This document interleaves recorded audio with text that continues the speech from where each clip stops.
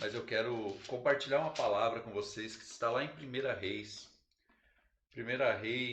18, no versículo 41. 18, 41? Isso. Eu botei Samuel no dia. Primeira Reis 18, 41.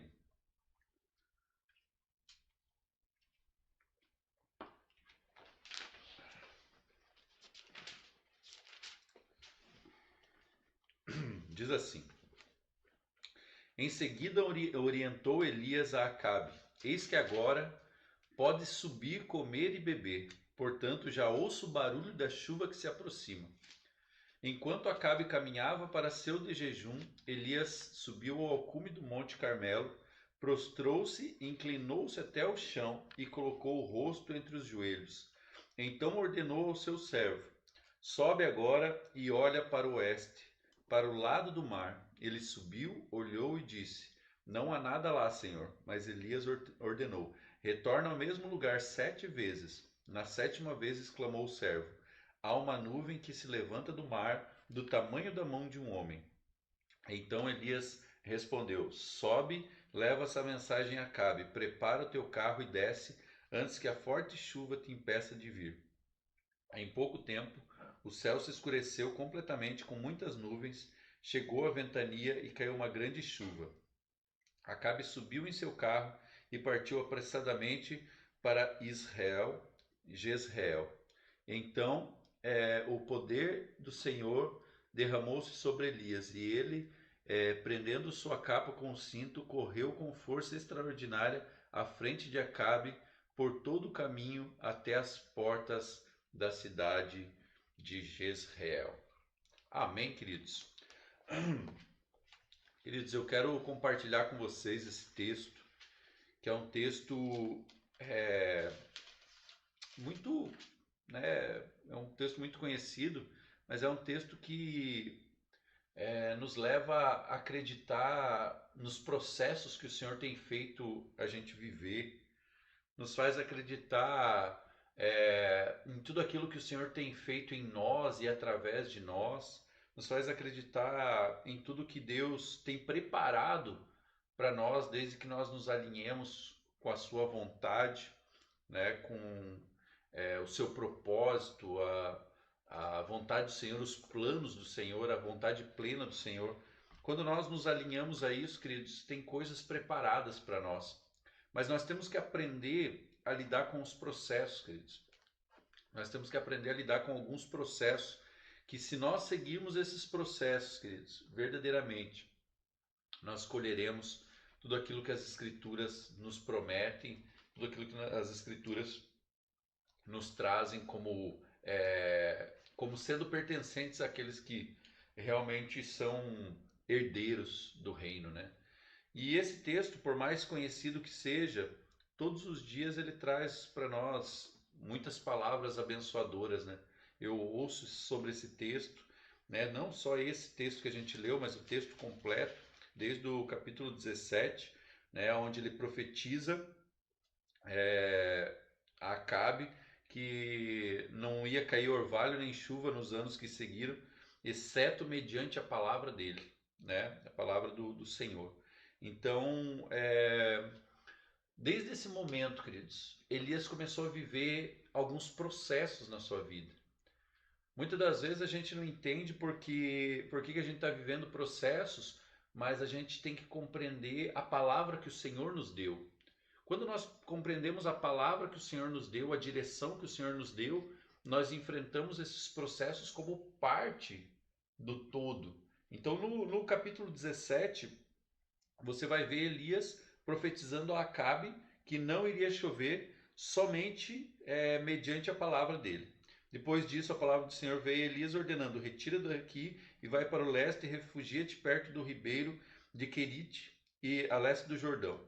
Então, o que acontece, queridos? Elias ele deu uma palavra a Acabe, né? Acabe era rei, né? Ele era rei de Judá, não era de Judá, é de Israel, né? Quem era rei de Judá nessa época era o rei Azá. E Acabe sendo rei de Israel, existiam muitas coisas fora do lugar no reinado de Acabe. Acabe assumiu o reinado, mas não colocou Deus como centro de todas as coisas. Né? Existia adoração a Baal naquela época, né? Existiam os profetas de Baal, e tudo ocorre nesse texto, tudo ocorre no meio desse processo. Então o que acontece? Elias profetiza a Acabe, dizendo assim, ó, não vai chover. Fechou o céu, acabou, não tem jeito, não vai chover, vai viver uma seca. A primeira coisa que eu entendo, queridos, que quando Deus, isso é uma palavra nossa já há muitos anos, que quando Deus te dá uma palavra, Ele te sustenta. Ele vai sustentar aquela palavra. A gente usou muito isso quando a gente alugou o projeto lá no Morretes. A gente viveu isso. A gente viveu na prática isso, queridos. Por quê? Porque eu não acordei um dia e falei assim, sabe, uma coisa que é muito legal de fazer, um projeto social. Não foi isso que aconteceu. Né? Não foi um momento que eu falei assim, ó, sabe o que tá dando Ibope hoje? Projeto social com criança. Nós não chegamos um dia e falamos assim, sabe o que as igrejas estão fazendo? Estão fazendo projeto social. Quem nos conhece há pouco tempo já viu o projeto social como o Toque Vidas. Mas o projeto social iniciou antes de ser Toque Vidas. Nós alugamos a casa. Quando nós alugamos a casa, nós nem sabia que existia o Toque Vidas de Itajaí. Não tinha nome. Não tinha um nome. E nós acabamos dando o nome de Toque Vidas justamente para honrar a nossa casa, né? O Mevan Itajaí, que já tinha um projeto muito parecido com aquilo que a gente recebeu do Senhor. Então, a gente, para honrar a nossa casa, honrar os nossos líderes, honrar o nosso pastor, a gente colocou o mesmo nome, porque é o mesmo propósito, não tinha por que dar outro nome. E quando a gente alugou, a gente não tinha nada. A gente não tinha dinheiro, a gente não tinha o dinheiro do aluguel. A gente não tinha o dinheiro da reforma. A gente não tinha o dinheiro para comprar as coisas para dentro da casa. Era uma casa vazia. Nem para aquela casa e nem para nossa. Nem para nossa, nem para aquela casa, nem para a igreja, nem para nada. Mas o que acontece? Tu era desempregado. Eu tinha recém saído do trabalho, queridos, quando nós começamos o projeto. Mas o que acontece? Em um dia eu estava trabalhando, queridos, e Deus falou claramente ao meu coração: vai e aluga uma casa para trabalhar com crianças. Ele falou ao meu coração, queridos. E quando veio a mim a palavra do Senhor, juntamente com essa palavra, veio a provisão. E é isso que acontece com Elias, porque quando ele lança essa palavra a Acabe, Deus fala assim, depois disso, no versículo 2 do capítulo 17, depois disso, a palavra do Senhor veio a Elias ordenando: retira-te daqui e vai para leste, e refugia-te perto do ribeiro de Querite, a leste de Jordão. Beberás do rio, e eu ordenarei aos corvos que ali te deem de alimento. Ou seja, Elias profetizou seca sobre a terra. Elias profetizou um momento árido sobre a terra. Mas ele não profetizou por ele. Ele profetizou porque o Senhor lhe ordenou que profetizasse. Quando Elias leu o céu e viu que o propósito do Senhor para aquele momento era uma seca, ele transformou aquela leitura do céu numa palavra profética. Através dessa palavra profética, por ele lançar essa palavra profética alinhada com o céu, Deus falou assim: já que você conseguiu ler o céu, conseguiu declarar aquilo que você leu no céu, eu vou te sustentar. Eu vou te sustentar. Então vai lá para o ribeiro, que você vai tomar a água do ribeiro, e eu vou ordenar aos corvos que levem carne para você. E eu vou sustentar você com carne levada pelos corvos. Queridos, quando você recebe a palavra do Senhor, juntamente com essa palavra, há provisão para todo aquele momento. Há provisão para todo aquele momento de escassez. E isso que nós temos que crer. É isso que nós temos que entender. E até que um momento o Senhor, veio a palavra do Senhor, né? Que no 5, então, Elias partiu e fez tudo conforme a palavra do Senhor. Foi morar perto do riacho de Querite, a leste do Jordão. Os corvos lhe traziam pão e carne pela manhã, como também pão e carne ao pôr do sol. E ele saciava sua sede nas águas do ribeiro. Entretanto, passado alguns dias, a torrente secou, porquanto as chuvas haviam cessado sobre a terra. E agora? E agora? É muito fácil, queridos, quando você olha para a provisão do Senhor e vê lógica nela. Porque o que acontece? Por mais sobrenatural que seja os corvos trazer alimento, o melhor lugar para se estar num tempo de seca é na beira do rio. Na beira do rio é o melhor lugar para se estar no momento de seca. Então, por mais que era sobrenatural, ele estava vivendo o sobrenatural, os olhos dele ainda contemplavam o natural. Por quê? Porque o rio estava ali. Falava assim, não, momento de seca, melhor lugar para se estar na beira do rio. Até que o rio seca. O rio seca e daí a palavra do Senhor foi dirigida nesses termos, no versículo 8. Apronta-te e vai viver em Serepta, cidade que pertence ao território de Sidom. Ordenei ali a uma viúva que te providencie sustento. Ai, queridos, vocês não têm noção do quanto o propósito do Senhor na nossa vida já foi sustentado pela viúva, queridos. Quanto. Lembrando que a viúva é aquela que precisa ser sustentada. Isso. É alguém que é ao contrário, você não tem que ser sustentado por ela, é você que tem que sustentar ela. Então é muito o inverso o processo. A gente vê assim e vê pessoas bem, né, financeiramente, auxiliando, ajudando, ofertando, mas, queridos, nos momentos de maior crise foi as moedinhas da viúva. Foi as moedinhas da viúva que sustentaram a palavra do Senhor, queridos. E nisso não tem lógica, nisso a gente não sabe de onde vem, para onde vai, mas isso foi o que a gente viveu verdadeiramente. E Elias foi tirado de um lugar sobrenatural, né? Porque os corvos traziam pão e carne, mas estava na beira do rio e foi levado para um lugar totalmente sobrenatural, queridos. Eu acho que é um processo, a gente vê ali, né? Porque é o que acontece conosco às vezes. Estar do lado do Jordão, sendo alimentado por corvos, fase 1. Isso. E essa fase 1, momento algum, Elias questionou: peraí, mas corvo? Ele simplesmente recebeu. E é um momento em que nós também vivemos isso. Nós tivemos momentos em que nós não questionávamos, nós simplesmente desfrutávamos da porção que o Senhor trazia, independente se era pelo corvo, se vinha voando pelo vento, nós não questionávamos, nós simplesmente obedecíamos. E por que? Nós sempre falamos assim, quando as pessoas falam assim, mas por que vocês? Porque querendo ou não, nós sabemos que somos um pouco as avessas do tradicional, de um pastor, de uma pastora, do que se espera, na verdade, né? Dentro do meio religioso, vamos falar assim. Mas se tem uma coisa que nós temos e sabemos que temos, é que no início do ministério, independente do que o Senhor nos pedia, a gente fazia sem questionar. Então nós éramos Elias do lado do Jordão, recebendo a comida do corvo, fase 1. Aí fase 2, seca o rio.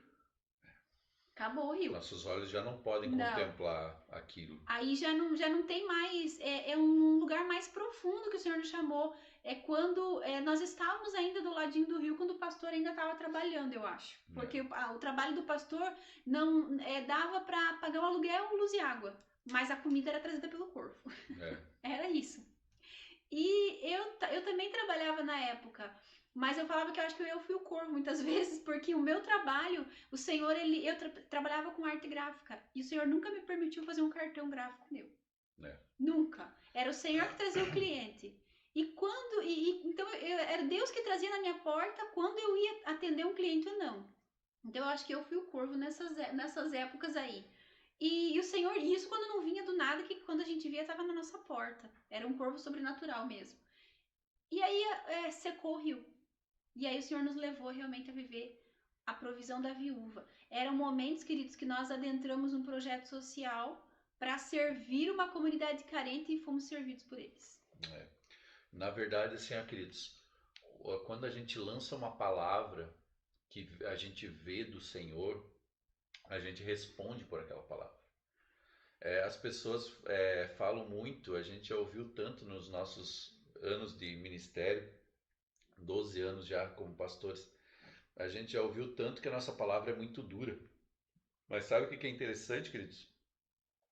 Nós não temos lucro algum de ter a palavra dura. Porque quando eu prego no domingo a respeito de família, aquela semana toda eu vou enfrentar batalhas por aquela palavra. Queridos, Elias profetizou seca e ele passou por aquele momento. Ele passou pelo momento do rio secar. Quando a gente ministra uma palavra, nós vemos o nosso rio secar. Quando eu lanço uma palavra, queridos, quando eu lanço uma palavra que é Deus que sustenta a nossa casa, sabe o que nós vemos? O rio secar. Muitas e muitas vezes nós vemos o rio secar. Então o que acontece, queridos? Vocês acham que às vezes que é fácil abrir a boca para lançar a palavra do Senhor? Não é fácil, queridos. Não é fácil. Mas nós não temos outra escolha. Porque se nós vivemos e somos sustentados por Ele, é pela palavra que nós lançamos. Somente. Somente pela palavra que nós lançamos. Por quê? Porque pode tudo desabar, mas se eu estou em cima da palavra que o Senhor me deu, eu vou ser inabalável, né, na presença dEle. E Elias foi para Serepta, né? E quando ele chegou à entrada da cidade, estava ali uma viúva apanhando lenha. E ele a chamou e lhe solicitou: traz-me, por favor, uma vasilha com um pouco de água para que eu possa saciar minha sede. Quando ela estava se retirando para buscar a água, ele a chamou uma vez mais e pediu: por favor, traz-me também um pedaço de pão. No entanto, ela replicou: tão certo como vive o Senhor teu Deus, juro por seu nome que não tenho bolo sequer, senão tão somente um punhado de farinha numa vasilha e um pouco de azeite na botija. Estou, portanto, apanhando uns 2 gravetos para levar para casa, a fim de poder preparar uma refeição para mim e para os meus filhos, para que comamos e depois morramos. Queridos, é engraçado isso, porque no meio dessa caminhada nós encontramos várias viúvas de Serepta. Várias pessoas dispostas no fim do seu ânimo. No fim, assim, ó, um ânimo de morte. Sem previsão de uma saída, né? Mas olha que ousado que é o profeta, queridos. Ele falou assim, ó: Elias, porém, lhe assegurou: não temas, vai, faz como disseste, mas primeiro faz para mim um bolo pequeno, e traz aqui. Depois o fará para ti e para o teu filho. Por que Elias fez isso? Que cara mais, né? Egoísta, cara.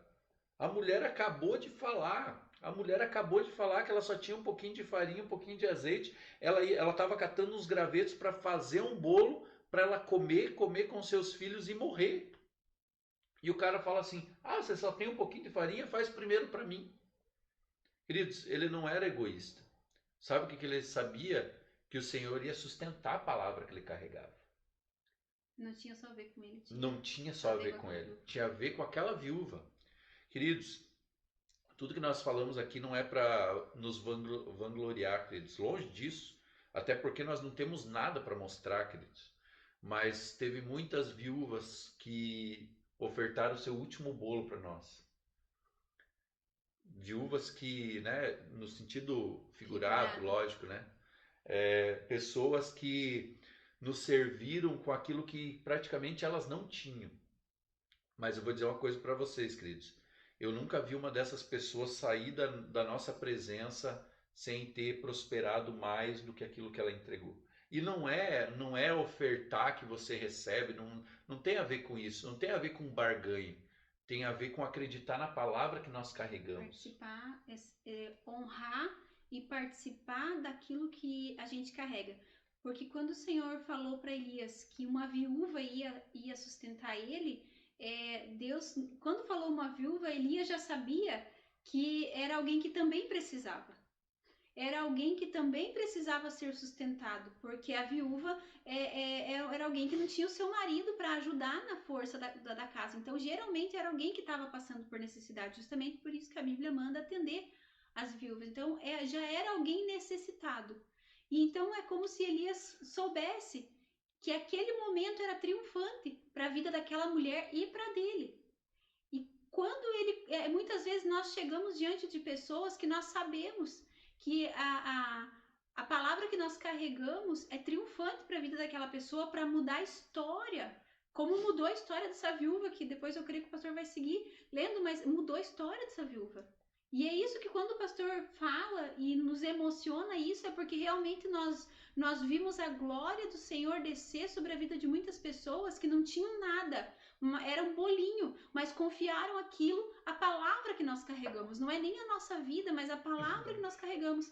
E essas pessoas desfrutaram de uma abundância que nem nós mesmos podemos descrever, porque é do Senhor, é sobrenatural. E é muito forte quando a gente testemunha isso, queridos, porque para muitos parece prepotência.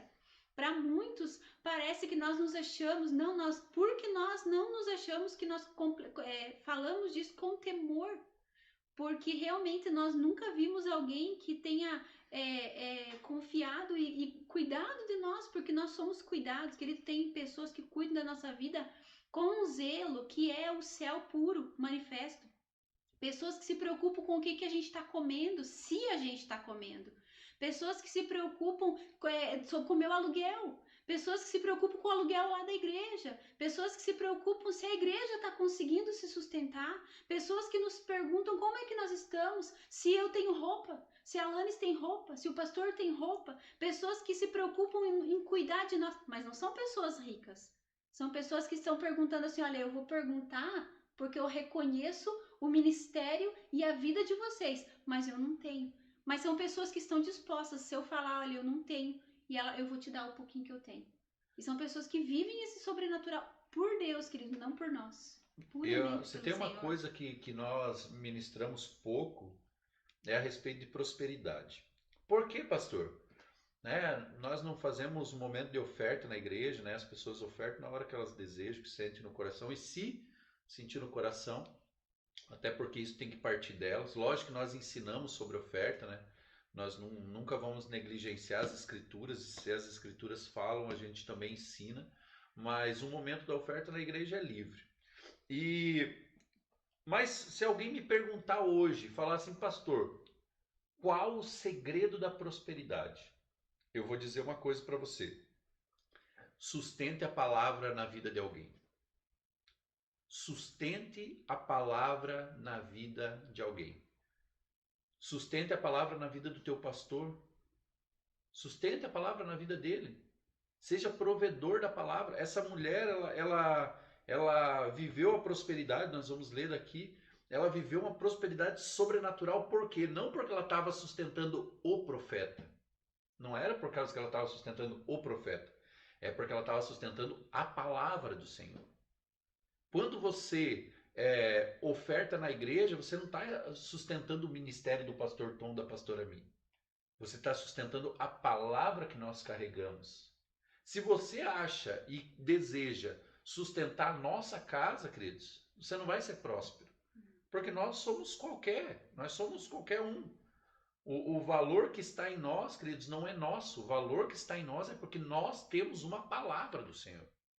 E é sobre essa palavra que nós caminhamos, é sobre essa palavra que nós nos direcionamos, é sobre essa palavra que nós vivemos, é sobre essa palavra.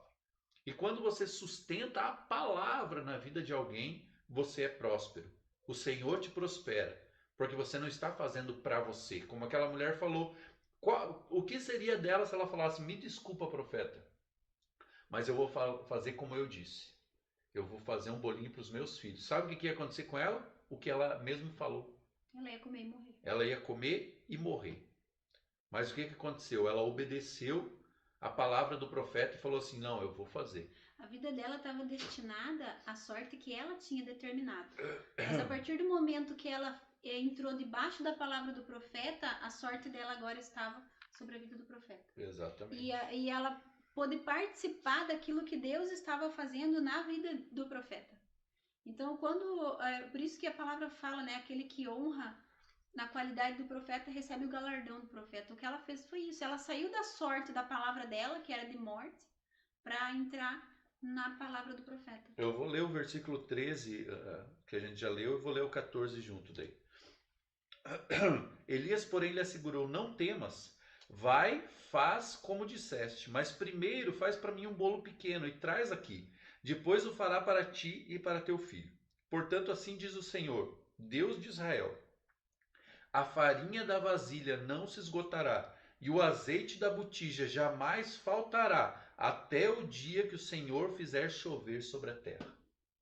Olha que interessante. Pastor, mas por que até o dia que o Senhor fizer chover? Porque é o cumprimento da palavra. É o cumprimento da palavra. Você está entendendo que o que o profeta estava falando assim, Deus vai te sustentar enquanto você sustentar essa palavra. Essa palavra ela tem um destino. Enquanto você sustentar essa palavra, o Senhor vai ser contigo. Imediatamente ela foi e fez tudo segundo a palavra de Elias lhe comunicara. Assim ele, ela e sua família comeram fartamente durante muitos dias. A farinha da vasilha não se acabou e jamais faltou azeite puro na botija. Tudo em conformidade com a palavra do Senhor, que ele transmitira por meio de Elias. Passado esses acontecimentos, o filho dessa mulher viúva, dona de casa, adoeceu gravemente e morreu. Isso também já aconteceu, Cris. Já aconteceu várias vezes.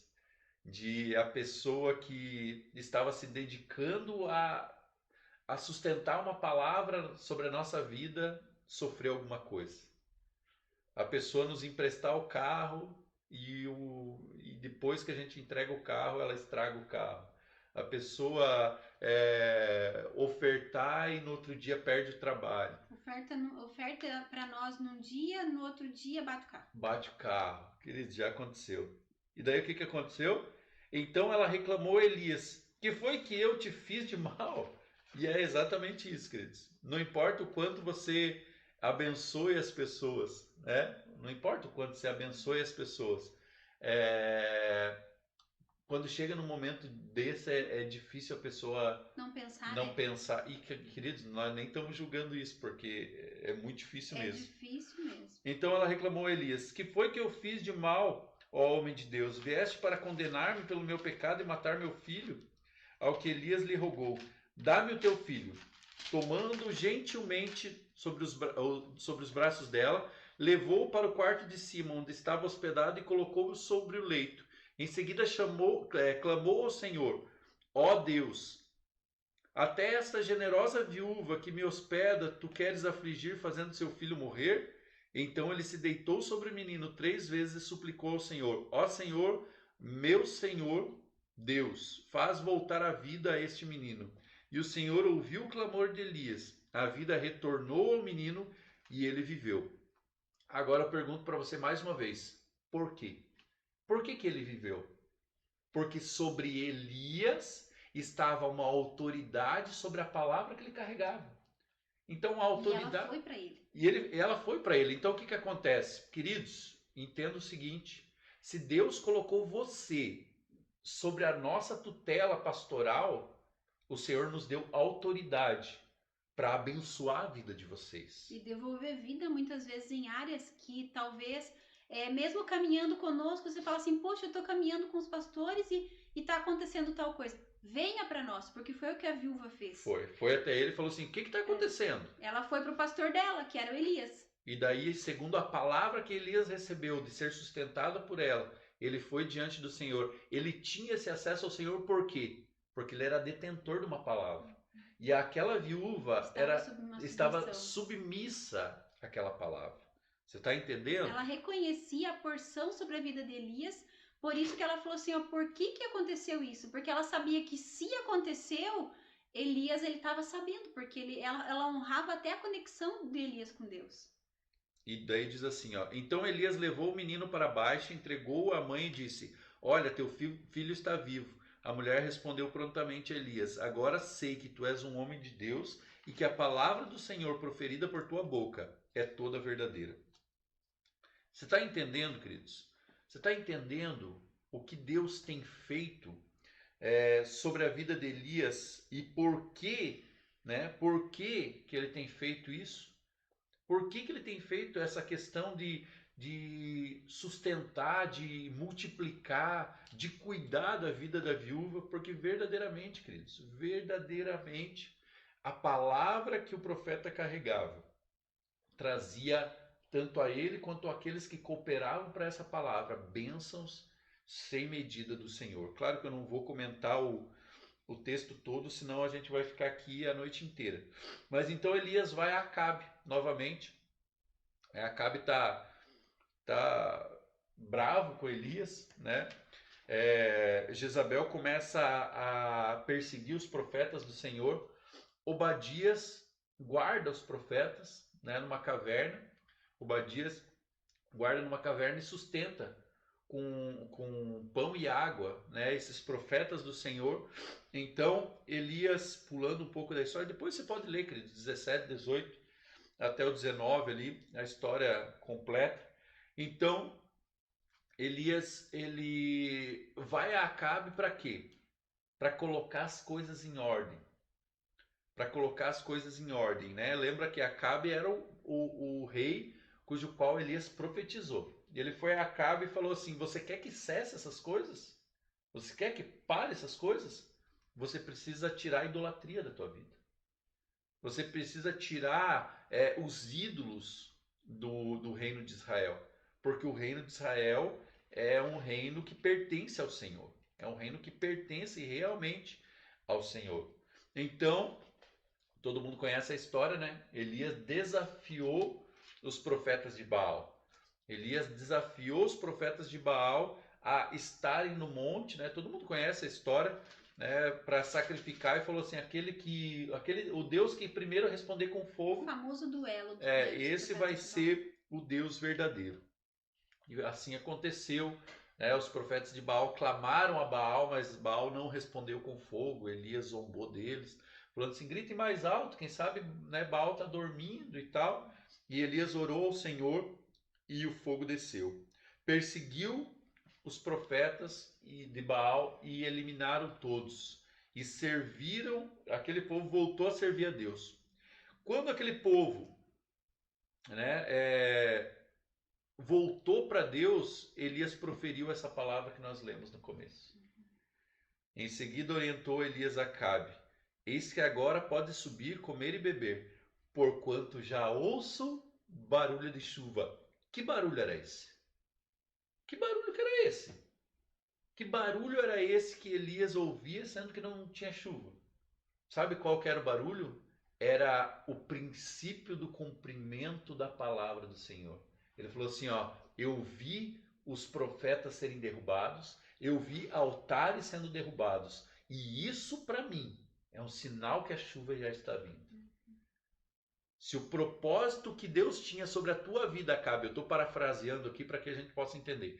Se o propósito que Deus tinha na tua vida era quebrar altares, aconteceu. Por isso a profecia está se cumprindo. Agora vem chuva. Agora vai vir chuva. Queridos, você tem que se alinhar com os propósitos do céu para que venha chuva. Sabe por que muitas vezes você vive na sequidão por anos e anos e anos e anos e anos? Porque essa sequidão tem que gerar em você algo. Ela tem que derribar altares no teu coração. Ela tem que derribar gigantes no teu coração. Ela tem que derribar muros que te cercam, que te prendem. E quando esses muros são derribados, não tem uma nuvem no céu, mas já posso ouvir o som da chuva. Aquela terra era uma terra de Deus, e quando é algo do Senhor, nunca o propósito de Deus é seca. O propósito de Deus é sempre uma terra irrigada. Mas quando a terra está fora de propósito, quando ela está fora do alinhamento, ela entra na seca. Não é Deus que para de abençoar, é ela que entra na seca. E quando ela se alinha novamente, ela entra no lugar da chuva. E foi o que aconteceu. Por isso que Elias sabia que ia vir chuva. É como se, pronto, alinhou, agora vai vir chuva. E é isso que acontece na nossa vida. Só que daí o que acontece? Enquanto Acabe caminhava no 42 para comer, né, como Elias falou, Elias subiu ao cume do Monte Carmelo, prostrou-se, inclinou-se até o chão, colocou o rosto entre os joelhos. Por que ele colocou o rosto entre os joelhos?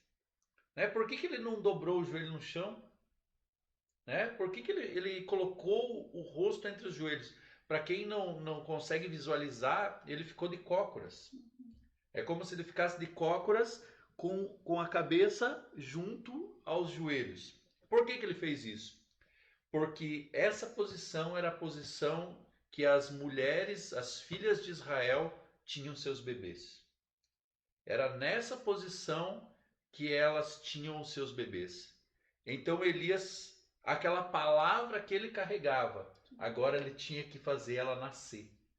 Agora ele tinha que fazer com que ela se transformasse em vida. Aquela palavra que ele carregava do Senhor. Que só ele sentia, que só Queridos, ele, né? pensa a loucura que é uma mãe. Pensa que loucura que é, porque uma mãe, ela traz ao mundo algo que está dentro dela. A mãe, ela traz ao mundo natural algo que está dentro dela. E Elias estava fazendo o quê? Algo que ele carregava. Ele estava numa posição onde as mulheres hebreias tinham seus filhos para gerar aquilo que ele estava dentro, que estava dentro dele, trazer a existência, trazer ao mundo natural. E é interessante porque não é fácil trazer. Queridos, né, lógico, pode ser que eu seja o seu pastor, né? Mas se você não congrega com a gente, pensa que não é fácil para o teu pastor gerar as palavras do céu, queridos. Não é fácil para o teu pastor trazer à existência as palavras que o Senhor deu a ele. E ele sofre como uma mulher sofre com dores de parto. Ele sofre como a mulher que está nos seus últimos dias, né, para trazer à existência aquela palavra. E assim Elias, naquela posição, ele falou para o seu servo: sobe agora e olhe para o oeste, para o lado do mar. E ele subiu, olhou e disse: não há nada lá, Senhor. Mas Elias ordenou: retorna ao mesmo lugar 7 vezes. Vai lá, isso vai ser gerado. Queridos, nós não podemos perder a fé.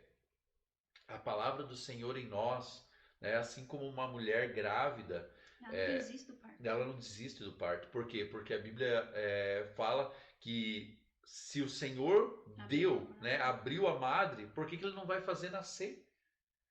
E aqui eu estou falando de uma palavra pastoral, mas eu estou falando na tua vida também. Quantas palavras do Senhor estão sobre a sua vida?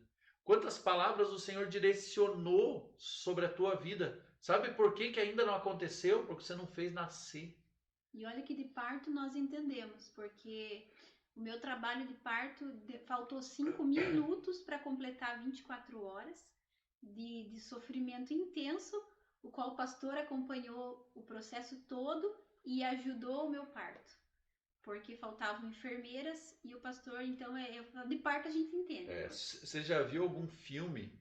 Geralmente é um filme mais de época, né? Uhum. Onde tem uma parteira, né? Amparando o nascimento, e tem uma enfermeira ou até os próprios familiares, geralmente em casa, empurrando a barriga da mãe. Exatamente isso que eu fiz, queridos. Né? A enfermeira estava de um lado da mesa, eu do outro, nós demos a mão como braço de ferro, como que chama? Queda de braço. E nós empurramos, né? Empurrando a barriga para que a Alanis nascesse, né? Então o que acontece, queridos? Essa força que você tem que fazer, essa dedicação que você tem que fazer, talvez no momento, querido, você vai achar que não vai nascer. Talvez no primeiro momento, assim como o profeta falou assim, vai lá e vê, porque eu profetizei uma palavra. Eu falei para o rei se apressar porque ele ia pegar chuva. Eu já consigo ouvir. Queridos, muitas das vezes, sabe o que acontece? As palavras morrem em nós porque nós não queremos passar pelo processo do parto. As palavras morrem em nós porque nós não queremos permanecer no processo de dar à luz aquela palavra. Eis a importância do pastoreio, porque no momento em que o pastor e a enfermeira ajudavam a Alanis a sair, né? Era o momento em que eu já tinha largado as minhas forças. Foi o momento em que eu falei, eu não aguento mais. Eu não conseguia permitir o parto. Eu não conseguia fazer forças, eu não conseguia ajudar ela a sair. Eu não conseguia fazer com que aquilo que eu estava gerando saísse. E então, nesse momento, foi extremamente importante a presença de alguém que me ajudasse. Por isso, queridos, eu digo assim, ó, que se existe uma mentira contada nesse tempo, é que você não precisa de um pastor, que você pode ficar na tua casa, cultuando em casa, sem alguém para te ajudar espiritualmente. É mentira de Satanás, porque o pastor na nossa vida, ele justamente é aquele que no momento do parto, quando as tuas forças se acabam, quando você não consegue mais, se você fala, eu não aguento mais, é ele que vai ajudar para que você traga à existência espiritualmente aquilo que você gerou. Então, se o pastor não tivesse lá, eu morreria certamente e a Alanis, porque foi isso que nós ouvimos do médico, que sozinha eu não ia dar conta e não era só a minha vida, era o que eu estava gerando que ia morrer também. Então nós precisamos entender essa importância e render a nossa vida, porque naquele momento eu estava totalmente rendida àquele trabalho que já eu não tinha forças. Então nós precisamos essa submissão da viúva. Eu entrego, eu me rendo, eu já não, eu vou morrer. Eu me entrego e entrar nessa submissão. E é um esforço terrível, porque realmente eu tinha na minha consciência, era um pensamento assim, eu vou morrer. O pensamento de uma mãe na hora de um parto natural, eu vou morrer. Quando falar é a dor de um parto, é um pensamento assim, pronto, é meu fim agora.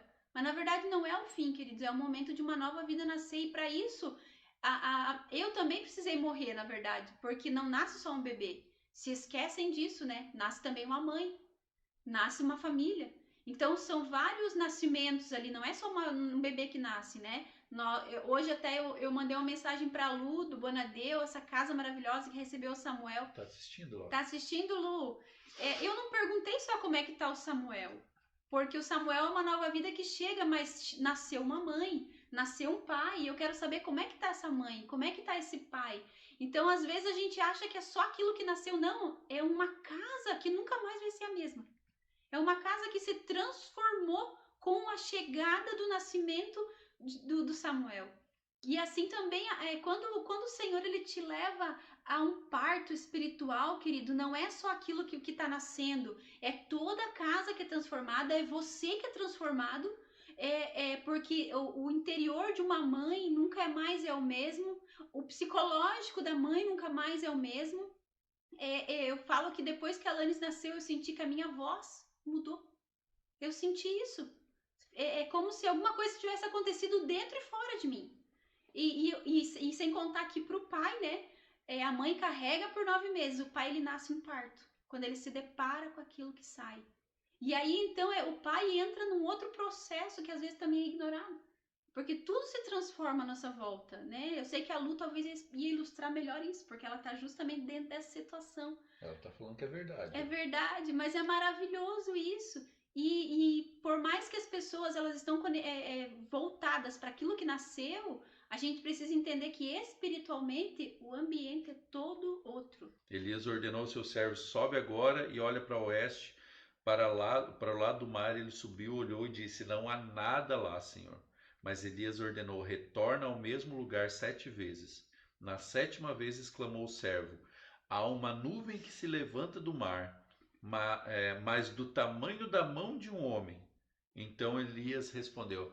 Queridos, olha que interessante. Olha a resposta do servo de Elias. Ele foi lá 7 vezes olhar, né? Como Elias falou. 7 vezes ele foi lá olhar conforme Elias falou. E na 7ª vez ele falou assim, ó.